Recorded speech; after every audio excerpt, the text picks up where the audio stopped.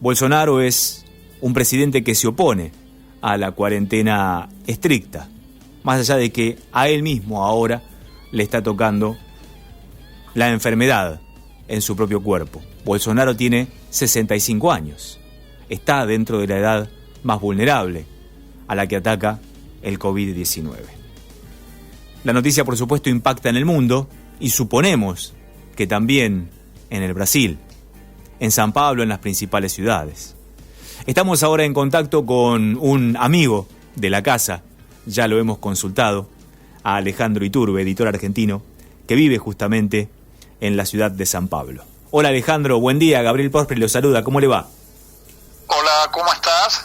Muy bien, bueno, ¿cómo han recibido allí, Alejandro, ustedes como argentinos, primero, y los brasileños en general, a través de las sensaciones que dan los medios masivos, esta noticia del contagio de Jair Bolsonaro?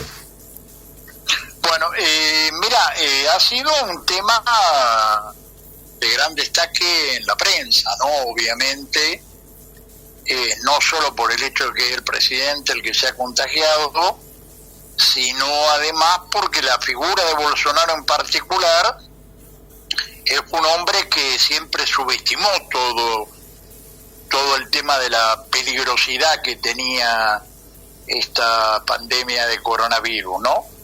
Lo que hay es un debate, ¿no? Desde un sector que plantea algo así como es un poco una venganza de la vida en relación a alguien que subestimó y que no actuó en consecuencia como un presidente en relación a un tema que afectaba al país en su conjunto, y hay todo un sector que está escéptico, porque ya en su momento, por ejemplo, no sé si te acordás, cuando él estaba en la campaña electoral, hubo un episodio en el cual un hombre que estaba participando en un acto le dio una cuchillada y eso siempre se cuestionó si no había sido en realidad una puesta en escena, episodio ficticio de Bolsonaro para utilizarlo en campañas electorales. Entonces hay toda una serie de sectores que hasta tienen dudas de si realmente Bolsonaro se contagió o no, porque él estaba citado a declarar en un caso que es el de un chofer involucrado en una serie de cuestiones de lavado de dinero, del asesinato de Mariel, etcétera, que aparentemente habría hecho un acuerdo de lo que acá se llama delación premiada. Entonces, si él no está fingiendo ese problema para no ir al caso Queiroz a declarar, con broma, después él había planteado el problema de la atención con el medicamento ese, la cloroquina, que es un medicamento para otro tipo de enfermedad. Entonces hay duda, hay todo un sector que sale a dudar, ya no le cree nada de lo que Bolsonaro dice. Aparentemente sí está contagiado con un caso leve, digamos, no presenta los cuadros más graves de los que se dieron alrededor del coronavirus.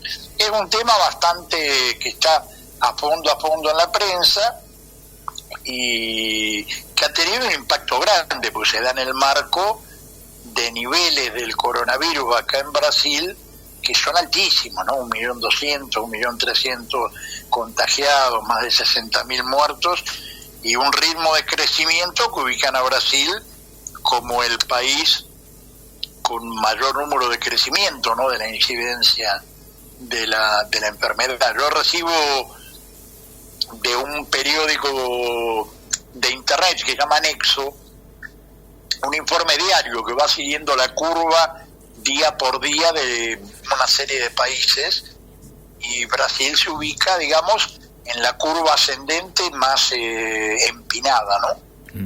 Entonces, se ha discutido mucho y entra en un elemento de un gobierno que está ahí, que está sin responder a este y a muchos otros problemas, ¿no?, que hay acá en Brasil. Ahora, que el líder de la nación tenga una actitud de rechazo, de no me importa respecto del COVID-19, ¿cómo impacta o cómo influye en la sociedad, que está viendo justamente que la persona más importante de toda la comunidad brasileña está como rechazando, como ninguneando al virus? Mira, acá yo voy a ir a Brasil y después te quiero dar algunos elementos, un marco más general que yo veo en el mundo. Hay una combinación de cosas, hay desde aspectos de resignación, que sea lo que la vida diga, como diciendo, bueno, es una de las plagas bíblicas y entonces la cosa camina, sectores indignados, hay sectores que económicamente le ha impactado mucho el tema del coronavirus, empresas que quieren que se reabra. Hay todo un debate en el marco de que objetivamente se está normalizando la actividad acá en San Pablo. El problema es que se normaliza sobre una base de subsistencia de la enfermedad muy alta. Supongo que lo habrás estudiado. Este tipo de pandemias se producen por oleadas, que tienen que ver con los ciclos de contagio, y todo el mundo habla de la primera oleada, de la segunda oleada, etcétera. El otro día un periodista decía, en Brasil no es que hubo una oleada, hay un tsunami con olas gigantescas, porque los niveles de base de la enfermedad han sido muy altos precisamente porque no hubo una atención.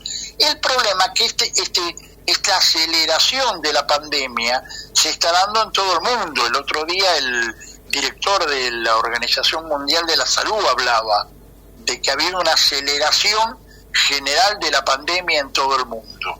Y se ha dado en países como Brasil, que han tenido niveles muy altos, pero inclusive países como Argentina, que tenía niveles relativamente bajos, también se está dando una aceleración muy grande, lo están viendo, 3.000 contagios diarios, se han subido los niveles, y eso tiene que ver, a mi modo de ver, cosa que en Brasil se da de forma aguda, con dos grandes problemas. Hay un primer problema, que de conjunto los países salieron a enfrentar la pandemia un poco con un brazo atado, porque los sistemas de salud de gran parte de los países, en algunos más agudos, en otros menos, venían muy deteriorados los sistemas de salud pública, atacados, desfinanciados, y inclusive en el momento de que la pandemia empieza a desarrollarse, no hay un financiamiento de ese sistema de salud para responder.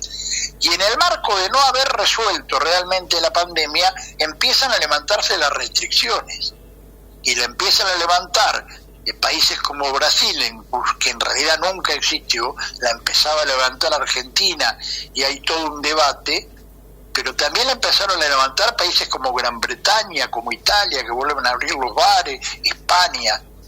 Y hay gente que está analizando, en el marco de no haber resuelto realmente la pandemia, con sistemas de salud muy debilitados y desfinanciados, reabrir de esa manera significa un poco una política suicida. Está por el otro lado sectores sociales de distintos niveles que ya la falta de actividad económica los afecta mucho, sus pensiones, despidos, cuestiones salariales, etcétera, etcétera. Hay un corrimiento social de la pandemia. ¿En qué sentido? Está pasando de aquellos países que eran picos en la situación anterior, que eran los países europeos y Estados Unidos, a países más pobres. Vos ves las curvas y ves las curvas de ascendencia hasta Brasil, India, México, Argentina, con una curva muy aguda, pero que viene más desde abajo en cuanto a los niveles, y está habiendo un corrimiento social de cómo afecta dentro de las sociedades. ¿Cómo está respondiendo el sistema de salud, Alejandro? Los trabajadores y los sectores populares más desguarecidos. ¿Cómo está respondiendo el sistema de salud de Brasil? Todo eso se da en Brasil de modo muy agudo. ¿Cómo está, nunca enfrentó realmente la pandemia. ¿Cómo está respondiendo el sistema de salud brasileño, Alejandro? Mira, en el interior hay lugares que ya colapsó. Uh-huh. Es decir, hay regiones del interior, estados como Piauí o como Manaus, donde la situación ya desbordó completamente, en el sentido de que ya no hay capacidad del sistema para responder, porque ya era un sistema flaco y debilitado. San Pablo, Río, está en ese límite, tenía un sistema de salud un poco mejor históricamente, pero ya venía con problemas bastante más graves. San Pablo, que era el sistema de salud más fuerte del país, el otro día había epidemiólogos, el jefe de epidemiología del principal hospital de San Pablo, que es el hospital de clínicas, que es la escuela, digamos, de médicos en general, que dicen que de continuar esta curva, en algún momento ese sistema estalla. Está en un 70% de ocupación y eso ya empieza a ser un nivel, las camas y los sistemas de terapia intensiva, que de continuar ese nivel, y continuará porque, te repito, la actividad económica se ha normalizado, entre comillas, sin que se haya resuelto el problema de base, abre ese riesgo. Y eso en una ciudad como San Pablo puede ser una cuestión extremadamente peligrosa, porque viene de lo que te decía, ha habido toda una política de desfinanciamiento de los sistemas de salud en el mundo, inclusive los países ricos venían con una política de deterioro del sistema de salud, y en países de características más pobres o con sistemas de salud más débiles, como es el caso de Brasil, eso se empieza a tornar agudo y se quiebran determinados estados. Estos dos te los cito: Piauí, que es un estado que está en el norte de Brasil, y Manaus, que también está en el norte, digamos, donde ya han quebrado. Río está ahí, a un paso de la quiebra. San Pablo, si las cifras continúan, corre el riesgo de colapsar. ¿Qué pasa con las favelas? Mira, ese es el otro problema, porque hay sectores sociales que no tienen las condiciones, porque vos salís a andar en auto con todas las precauciones, a hacer cosas, y te pones el cartel, fique en casa, quédese en casa. El problema es que ahí no hay condiciones, porque vos tenés lugares donde no tenés agua o tenés poca agua, donde no hay alcohol en gel. Entonces está habiendo un corrimiento y está habiendo protestas de determinados lugares alrededor de que no están siendo garantizadas las condiciones mínimas de atención en relación a cómo salir y enfrentar la pandemia. Ahora se está en un debate sobre el tema que también está dando en Argentina, que es el tema de la escuela. ¿Reabrimos las escuelas en estas condiciones o no las reabrimos? Porque tiene que ver con eso, en relación en el marco de una curva ascendente de la pandemia, con lugares de concentración como son las escuelas, eso corre un riesgo, pero está habiendo un corrimiento de casos hacia aquellos barrios que tienen menores condiciones como para poder, inclusive en el marco de una disminución de las restricciones, mantener cuestiones mínimas de protocolo de cuidado, como son los barbijos, lavarse las manos, el alcohol en gel, etcétera, etcétera. ¿Cuál es la agenda de Bolsonaro? Está totalmente riesgo, digamos. Volviendo a Bolsonaro, Alejandro, ¿está totalmente aislado o está persiguiendo su agenda, continuando con su agenda? No, mira, el otro día hubo un lío. Él se hizo atender, que yo dio como que estaba relativamente bien. Hubo un escándalo acá. La justicia, él no usaba barbijo. Y la justicia lo obligó a usar barbijo. Sacó un dictamen diciendo que el presidente tiene la obligación. Y el otro día estaba haciendo una entrevista con periodistas y se sacó el barbijo. Y los periodistas se fueron. Entonces hay todo un debate ahí viendo qué hacemos, qué no hacemos con este hombre. En general, todo el mundo dice, bueno, tenemos un problema acá. Ahora, realmente nadie quiere avanzar a decirlo, sacamos a Bolsonaro. Más bien todas las apuestas que está viendo del Partido de los Trabajadores, del partido del PSDB, que es la otra fuerza política importante, es decir, bueno, vamos a ver si lo domesticamos y vamos hacia el 2022 en términos de elecciones. Él en principio continúa manteniendo una agenda, pero generando situaciones tales, porque en estos últimos 14 días que sería el periodo de contagio, él tuvo mucha actividad. Y ahí salió toda una cantidad de empresarios que le habían entrevistado, que definieron autoponerse en cuarentena porque habían estado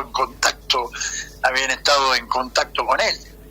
Ahora, lo que no sé si va a pasar como con el barbijo, si la justicia no sale a imponerle una cuarentena estricta. Tiene algunos elementos, ¿no? En el marco de lo que él expresa, que es la línea extrema de decir importa poco el problema de la enfermedad, lo esencial es que la actividad económica y las ganancias sigan dando vuelta, tiene algunos elementos de irresponsabilidad, ¿no?